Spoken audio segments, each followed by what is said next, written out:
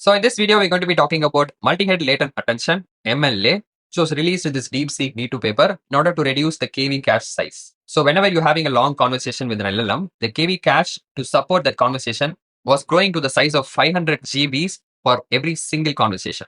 So if you just have two conversations, already the size that they need to store in the backend is 1 TB. Now, this is a huge problem because people are having lots and lots of conversations with AI. We start a conversation like we open a tab in a browser. So in order to reduce this KV cache size while still giving the same LLM performance, DeepSeek came up with this idea called multi-head latent attention that was able to bring down the KV cache size from 500 to just 8 GBs. So this is basically 98% reduction. And in this video, we're going to see how they achieved that reduction. So when we look at the V2 architecture details, we'll get a clear idea why KV cache blows up to 500 GBs for every single conversation. So the context size taken by V2 architecture is 128,000 tokens. And in each head, the dimensions for K and V matrices is 128. So here I'm visualizing one single head. The K is 128K into 128 and similarly for V. Now if we calculate the number of bytes taken to store both of these matrices, then every single cell here takes 2 bytes to store. So 128K into 128 is the number of cells, into 2 is the number of bytes, and into 2 is the two matrices that we are trying to store. Now since this is the memory required to store one single head, we have 128 heads and that too in every single layer. So 60 into 128 is the total number of heads, which is something like 7,600 heads. So if we multiply that with this, we are getting the number of bytes for the entire network. But if you're doing these calculations yourself, one thing to note here is this K here. If you simply do 128 cube, then you will not get 10 power 11. You will get something like 10 power 8. So plug in the K 10 power 3, only then you'll get 10 power 11. And this, when we divide by 10 power 9, we'll get the number of GBs from bytes. So now that you have seen how KV cache blows up, let's look at MLA and let's see how the math shrinks down. So in MLA, the two matrices K and V are combined together or concatenated into one single matrix with dimensions 5, 12. But the surprise is I'm not drawing the KV cache for one single head, but I'm actually drawing the KV cache for one single layer. So when we account for 60 layers, the math looks very different now because we are missing this 128 in this new calculation. Therefore, the number of bytes comes down to 7.8 into 10 power 9, which when I divide by 10 power 9, I'm just getting 7.8 GBs, which is basically a 98% reduction. But apart from this one single difference, everything else is almost the same because 128 into 2 is basically 256. And similarly, when you compare it to the right, 256 into 2 is 512. So if you compare the first equation, on the right side, you're getting an extra into 2. And if you compare the second equation, on the left side, you're getting an extra into 128. So with everything else the same, if you compare only the differences, then into 128 turns into 2. So there's a 64 times drop in the calculations for MLA. You can even pause the video and check the math is exactly the same for MLA. We first calculate the number of cells in the matrix, so 128K into 512, and then every cell takes 2 bytes. So 2 into 128K into 512 is the amount of memory required for storing one layer of KV cache. And since there are 60 layers, we just multiply by another 60. Don't forget the K here, otherwise you won't get the 10 power 9. That gets cancelled by the 10 power 9 bytes to get you GBs. So MLA is clearly winning, and I've been crunching the numbers on both sides to show you how. But let's dig deeper to get a better look at what's going on. So here on the left side, I have been visualizing KV cache at the head level, and here I'm visualizing it at the layer level. In order to get a better understanding, let's compare them layer to layer. So this is the KV cache we used to have for one single layer. The 16,000 came from this calculation, where 128 into 2 is basically the K and V for the first head. And since we have 128 heads, we are concatenating 128 such KV couples. And on the right side, I'm simply writing 512 in this way so that we can see the same 128 2 difference that we saw in the math before. But this 128 into 2 has no meaning. I'm just doing that to show you visually the same difference we saw in the math before. But the real $1,000,000 question is, when the 16,000 dimension gets compressed to just 512 dimensions, shouldn't the performance suffer as we are bringing down the memory usage? Because compressions usually cause data loss, bringing down the performance, which is exactly the other big surprise about MLAs, because the performance is exactly the same even though we use a lower dimension matrix. Well, to understand that, let's take a closer look at the mechanics of KV cache as well as MLA. So here I have this table where the columns represent each of the processes involved in an attention layer. So I have the QKV calculations, attention, context, feedforward, ResNet, etc. And on the left, we have the various implementations of the attention layer. So this is just basic vanilla attention, MHA, multi-mode attention. And then we see what happens when KV cache is added to it. And then we see what happens when vanilla MLA is added to it. And also we see what happens when MLA plus absorption trick gets added to it. Finally, if I have time, I'll cover this RoPE and decoupled RoPE. But if the video ends up being too long, then I might take it up in a different video. Okay, before we start, I need to make some clarifications about these visualizations and the dimensions I have specified. Out of these 4 processes, two of them I'm showing it to you at the layer level, and two of them I'm showing it to you at the head level. This is because the feed forward network is concatenating the outputs of every single head. So we can show this calculation only at the layer level. Similarly, for the QKV calculations, each of the weight matrices for one single head is concatenated together, and the QKV matrices are computed at the layer level using one single matrix multiplication, where the 128 dimension matrices required at the head level are extracted from the big matrix by breaking it into chunks. With this context in place, let's first look at KV cache now. Now, unlike vanilla attention, in KV cache, we don't calculate the entire attention matrix. Instead, we just calculate this thin attention vector for the very last word. So therefore, the input is just a vector instead of an entire matrix, and all the Q, K, V, attention, and context are all one-dimensional vectors. The only place we need the entire context size is K as well as V. And these KV matrices containing all the previous 128,000 tokens is pulled from the cache, and the latest words KV vectors are appended to it, while one word from the top of the list is getting removed. So basically, the context size is like a queue where when new words come in, the old words go out. And this updated KV cache is then used in the attention calculations for each of the heads, where the long Q vector is broken down into chunks to get a mini Q vector for the individual heads. So this is the basic KV cache flow, where our problem comes from this cache blowing up to 500 GBs. But if you look closer, this KV cache is made up of these K and V vectors. And even though their dimensions are 16,000, they're actually both produced by this much smaller input vector, which is just 5,000 dimensions. So the first question is, instead of saving these huge 16,000 dimension vectors, can we instead save this small 5,000 dimension input vector? So instead of saving these huge matrices, why don't we save these small matrices? From 16,000, we jump to 5,000 dimensions. And instead of caching K and V, why don't we cache the input vector for all the previous tokens? So this is the first intuition for MLA, but the second one comes from observing what happens to this input vector throughout the whole process of the attention layer. So if we look at the entire life cycle of the input vector, it basically starts from this 5,000 dimension, gets scaled to 16,000 dimensions by all these three operations that's performed on the input vector. Then two of these matrices produce the attention, Q dot K transpose equal to A, and A dot V produces the context, which when again scaled to the layer level, we see that the input vector is still staying in the 16,000 dimensional space. But then before the ResNet operation, the 16,000 drops back to 5,000 again. So from 5,000 dimensions, it gets up projected and then down projected to 5,000 dimension again. And we do our KV cache saving at this expanded 16,000 dimensional space. Now we already discussed moving this saving step to the 5,000 dimensional space. But what if we add a second down projection step that reduces the dimensional space to just 512 from 5,000,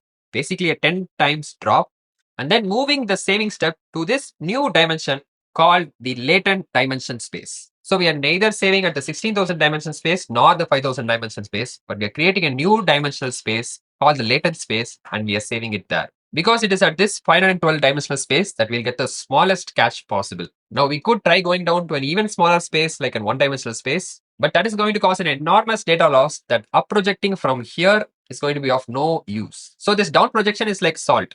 Too much is also bad and too less is also bad. We need to find the right balance. And it turns out that 512 dimensions is the exact sweet spot where we are able to save on KV cache while still maintaining the performance. So this is what's happening in every layer. In every layer, we start from this 5,000 dimensional space, but then we very quickly drop down to a 512 dimensional space before we start doing any of our attention computations. But this might develop a question inside you. This compression that we do in every layer is going to cause us a data loss. But the attention performance in each of these layers is completely unaffected. So why do we even bother carrying around this 5,000 dimension vector in the first place? Can we completely get rid of this layer and only have the 512 and 16,000 dimensions? Because when you look closer, there are two down projection steps. One from 16,000 to 5,000 and next from 5,000 to 512. This is very redundant, and a simpler way would be to have one single down projection directly from 16,000 right down to 512. So that we'll just have down projection, up projection, down projection, up projection, not down, down, up, down, down, up. In other words, what I'm trying to say is let's stop doing this MLA and let's stop using this big architecture. Instead, let's use a small architecture of just 512 dimensions that has a lower KV cache footprint. I mean, this sounds simpler, right? Why go through this whole MLA dance? Well, the answer is when we drop down to this smaller architecture, our performance also drops because of scaling law. Big architectures give good performance while small architectures give poor performance. So even though the KV cache is reducing, so is our performance. So we need the big architecture for the performance benefits and MLA for the KV cache benefits. That's how we get the best of both worlds. But the question still remains as to how MLA does this magic. because dropping from 5000 to 512 causes a data loss, and that loss is not showing up in the performance of MLA. And the reason the data loss is not showing up in the performance is because of ResNet that is running through the entire network. So even though we are losing information in this compression, that loss is felt only by the attention computations.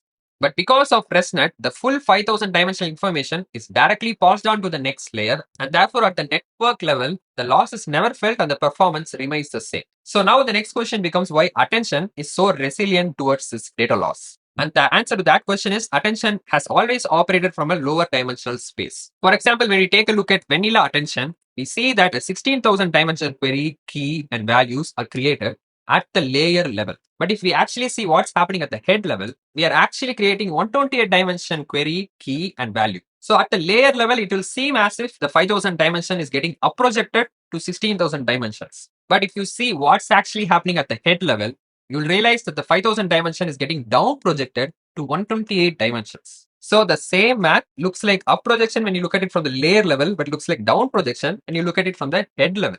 So what is really going on? So let's say I'm down projecting this matrix of X columns into a thin matrix here, and I'm up projecting this into a fat matrix here. Now, if you look at the weight matrices that create these projections, you'll find that even the weight matrix is thin just like our output, and here it is fat just like our output. And if you look closely, both of these matrices have the same number of rows, exactly matching the number of columns in the input. So the only difference between the two matrices is the number of columns. So if you shrink the number of columns in the weight matrix, the output will get down projected.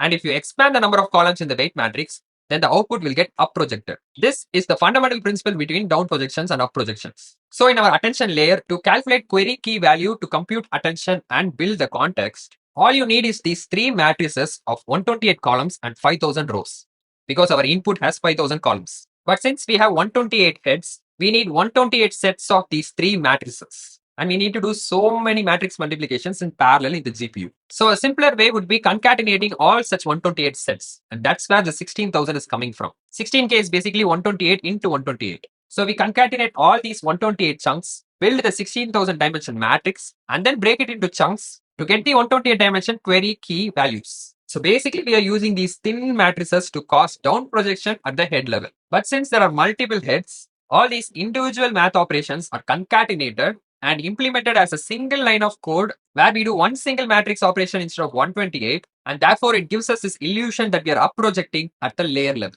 But as we know, attention happens only at the head level. So if we completely forget what's happening at the layer level and only focus on what's happening at the head level, you will see that the 5000 dimensions is down projected to just 128 dimensions, and both our attention as well as context is built at this low resolution space. So instead of watching this video at 1080p, if you watched it at 144p, how would it look? Well, that's exactly what's happening when we move from 5000 dimensions to just 128 dimensions inside our attention head. Meaning attention is already working at a blurry low dimensional space and not at a clear HD space. And the reason why attention is able to work at this low dimensional space is because attention works at the level of summaries and not details. So let's say you're writing a huge summary, and this is para 1, para 2, para 3. And here you are in the fourth para in some word, and you're trying to recall the context, like what all you have said and what all you have talked about. But from each paragraph, you're only able to recall the ideas that you discussed, but you're never actually able to remember the exact words that you used. Meaning you're only retaining the summaries, but you're not retaining the details. But that summary level attention on the paragraphs before is enough for you to write the fifth paragraph. You don't actually need to know the every single detail. Similarly, the attention layer can work just fine by using this 512 dimensional summary instead of using the entire 5000 dimension detail. So a great example of this would be, let's say you're meeting a celebrity and you're like giving them lots and lots of compliments. You're saying you're amazing, spectacular, wonderful, out of the world, like that. Let's say there are 1000 compliments you give. At the end of the day, when you go home, you will only remember that you gave them a compliment, but you wouldn't exactly remember the words or the order in which you said them. For example, even in this compliment example that I'm sharing with you, I don't remember the compliments that I shared with you.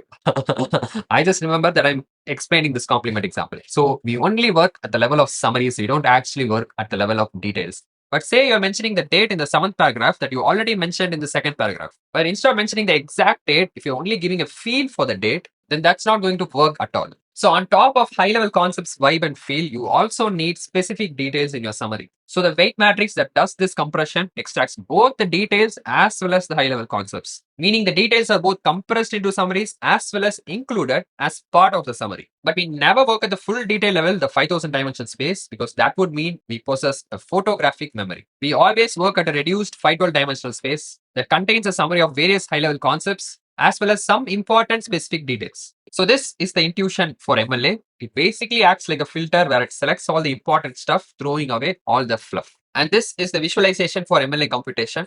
No more 500 GBs, we are only saving 8 GBs. That's because we are not computing the 16,000 dimension K and V's for the entire layer and saving it in the cache. Instead, we are down projecting the input to a 512 dimensional I small and saving that into the cache. But this makes MLA differ from KV cache in the second column, because now we have a new computational step that up projects I small to compute the K and V's for the entire layer. So previously in the KV cache, the K and V's were generated from the input in one single step. But now in MLA, we calculate the K and V's using two steps. This is why we have this extra computational step in MLA, which I have shown here using this star. And the other difference between the two is, previously we used two weight matrices to calculate the 16,000 dimension K's and V's. But now we are concatenating them together to get this 32,000 dimension weight matrix that computes both K and V for the entire layer together. So in summary, there are two differences between MLA and KV cache. The first one is K and V's were calculated using separate matrices, but now we are concatenating them, and K and V's are computed together. But the second main difference is, before the entire 16,000 K and V's were developed and saved into cache, but now we are just saving the small I in cache, and from the small I, we are actually computing the K and V's. So it is a two-step process now, and this new second step is the problem in MLA. And the problem is this second step worsens the time complexity of the entire attention layer. So KV cache was first introduced to solve this time complexity problem in the attention layer. And MLA, in trying to solve the space complexity problem of KV cache, is bringing back the time complexity problem again. I'll show you how. So if you compare classic attention with KV cache, you'll find that before we used to do matrix multiplications, but now we just do vector matrix multiplications. So if you look at the attention computation, it is 128,000 into 128 matrix into 128 into 128,000 matrix. But if you look at KV cache, we have a vector into a matrix multiplication where 1, 128 multiplies with 128, 128k. So in both attention as well as KV cache, there is a dot product between two 128 dimensional vectors. But if you count how many such dot products are there, here there is 128k into 128k number of dot products, but here there is only 1 into 128k number of dot products. So if you take 128k as n, then this is O of n square time complexity, while this is just O of n. But even though this time complexity benefit KV cache gives, it introduced a space complexity problem. But MLA, by solving the space complexity problem, introduces the time complexity problem again, which is what the second computational step that MLA introduces brings. So when I small gets multiplied with this up projection matrix, we are basically doing a 128k into 512, 32k. So here two 512 dimensional vectors are getting dot producted, and if you count how many such dot products are there, then it is 128k into 32k, which is 10 power 9. Which is almost equivalent to the 10 power 10 we had before. So if you take 10 power 5 as n, then 10 power 10 is n square, and 10 power 9 is simply O of n square by 10, which is the same thing as O of n square. So we need to solve both time complexity as well as space complexity problem, which is where MLA's absorption trick comes in. And the reason we are able to solve the time complexity problem with the absorption trick is because the second computational step goes missing when we do absorption. Now, in order to understand the absorption trick, we need to understand the mathematical equations of the attention layer. Now, these are all the equations that's involved in the attention layer, where these three equations and this one is computed at the layer level. Now, let's say these three weight matrices alone, I'm breaking it into chunks. And on the right, every equation is at the head level except for this one. Now, let's call I small as C, where C stands for cache, so that the math gets easier to write. Then all of these five equations, I can write it as this one single equation, where when you group them like this, you'll get back these five equations. So I dot WQ equal to Q is this first equation, and C dot up projection equation, I'm breaking it into chunks where WK up projection and WV up projection needs to be concatenated to get back the original W up projection. So this C dot up projection gives us K transpose, and this C dot up projection gives V. Q dot K transpose equal to A comes from third equation, and A dot V equal to O is this fourth equation. Now these two matrix multiplications that up project our cache is giving us our time complexity problem. Now as you know, A dot B transpose is basically B transpose into A transpose. So this basically changes the positions of these two matrices, where these two weight matrices now come right next to each other. Now in every iteration of the network, only the input and the caches are going to change. But these weight matrices are fixed. So if we combine them into one single fused matrix, then out of these two up projection steps, we are basically escaping from one of them. So instead of combining the up projection matrix with cache, we are combining the up projection matrix with WQ instead. Why? Because this combination is O of n square time complexity, but combining with WQ is just O of n time complexity. And we are able to escape like this because of the transpose operation. So instead of combining with cache and then taking the transpose, we are taking the transpose first, skipping the whole combination with cache, and we are combining with WQ instead. But the up projection matrix needs to combine with cache eventually. It cannot skip cache forever because cache is part of the mathematical equation. But combining with WQ first before combining with cache makes the whole mathematical equation cheaper and more easier to compute. In order to understand why, let's look at the visualizations. So let's try to understand I, WQ and the projection matrix transpose from the visualizations. So I is 1, 5120. At the head level, WQ is 5120, 128. And the projection matrix at the head level is 512, 128. And since we are doing transpose, it's 128, 512. And because the columns and rows both are 128, we can comfortably fuse them by doing the matrix multiplication, which is a matrix of dimensions 5120, 512. So previously we were doing I dot WQ, that is this one. And now we are doing I dot W fused, where instead of this matrix, we are replacing with this one. So only the 128 dimensions has increased to 512 dimensions, but otherwise all other dimensions are exactly the same. So from I dot WQ, we move to I dot W fused, where only the column dimension is increasing by 4 times. Only the column dimension is changing by 4 times. But in exchange, we are skipping the O of n square time complexity computation. So I dot fused is 1, 512 and cache transpose is 512, 128k. So we have 10 power 5 number of 512 dimensional dot products.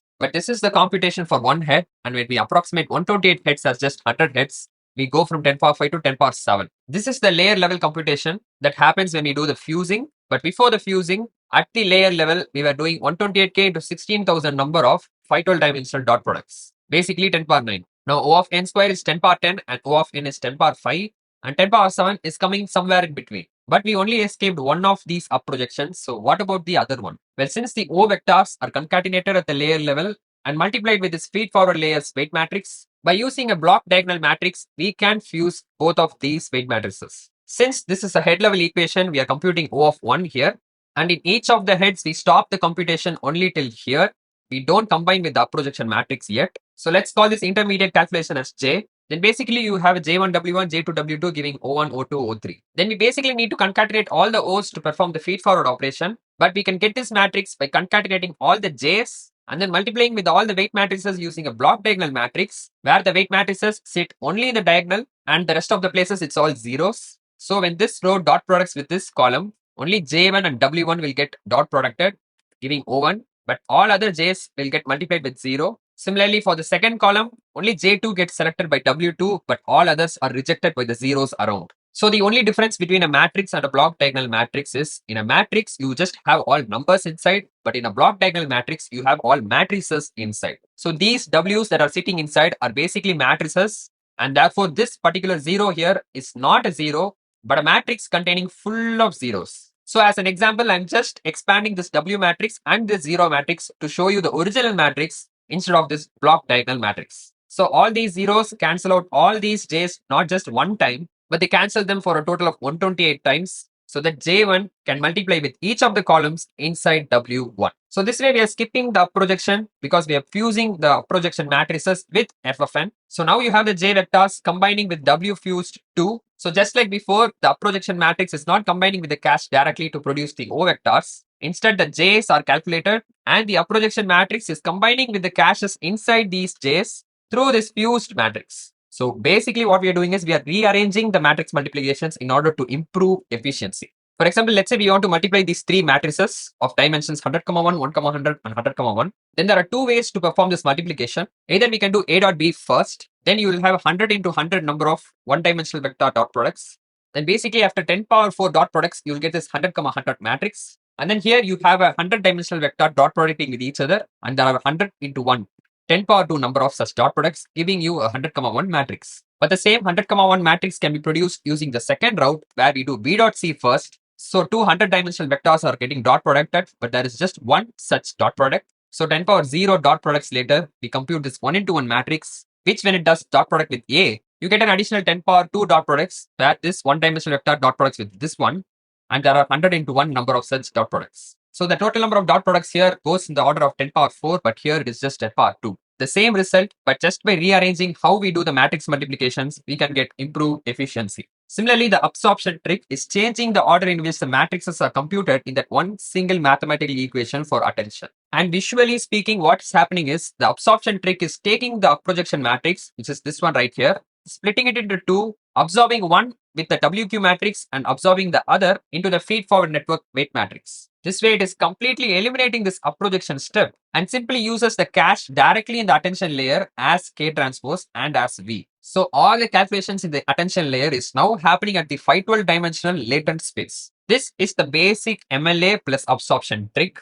But there are a few more points in MLA that I'm not covering in this video because the video is already too long and it has already reached some 30 minutes or something. So due to time constraint reasons, I'm going to briefly mention those points just verbally right now. I'm not going to visualize and show you.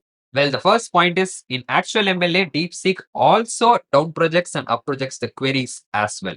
Now, I didn't show down projecting and up projecting the queries in this video because in this video, I've been fully showing only the KV cache. Since we only save the Ks and Vs, bringing them down to this latent space was helping us reduce on the cache, right? So we were able to get space complexity benefits when we do MLA for the keys and values.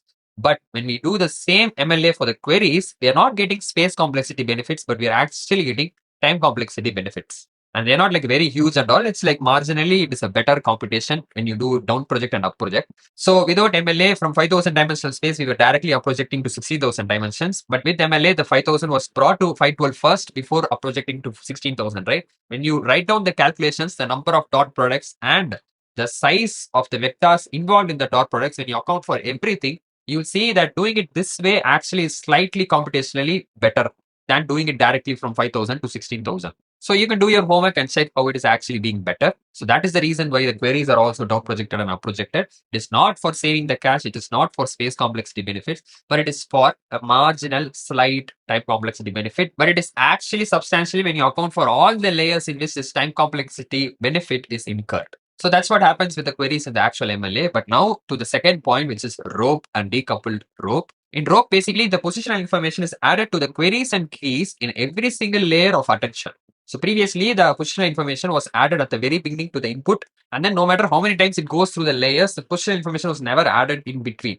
But now with rotary positional encoding, we are injecting the positional information in every layer, and the way we inject it is we rotate the queries and keys. So the positional information is encoded in the angle of rotation. And since every rotation requires another matrix multiplication, you have this new R theta matrix that is appended to the query matrix calculations and the key matrix calculations. So I dot WQ becomes I dot WQ into R theta. Similarly, for the K, it happens. And when you do K transpose, this R theta comes in front. And the R theta from the query and the R theta from the key both come in between our absorption trick, meaning they break our absorption trick and we are not able to absorb the query weight matrix and the upprojection K matrix. So what happens is the time complexity benefit is ruined and we are back to doing O of n square time complexity, all those 10 power 9 things that I was showing. So the solution that DeepSeek came up with was to basically break MLA and RoPE and do them independent of each other. So basically there were two parallel independent tracks, and in this smaller track, you were doing RoPE in a small 64 dimensional space. And in the main track, you were still doing the same 512 dimensional latent MLA. So this MLA track was computing the attention matrix on its own. And this small low dimensional RoPE track was also computing the attention matrix on its own. And in the end, the two attention matrices that were computed is added on top of each other. So instead of merging MLA and RoPE together in the mathematics and breaking the absorption trick, they instead decided to separate them into independent individual tracks, and these tracks were calculated parallelly. This way, the absorption trick is intact, the time complexity benefit is still there. At the same time, you're also involving the positional information in every single layer during the decision making for the attention. So this is basically decoupled RoPE. We're actually not polluting the MLA track by merging RoPE into it. We are still doing RoPE, but it is being done on a completely separate new track. Well, with this, I'm concluding the video. Sorry for not visualizing the query down projection and up projection, and as well as not visualizing RoPE and decoupled RoPE. But I hope all the other visualizations for all the other topics were helpful. And if you like this video, please consider subscribing because I'm low on subscribers. Thank you. I'll see you on the next video.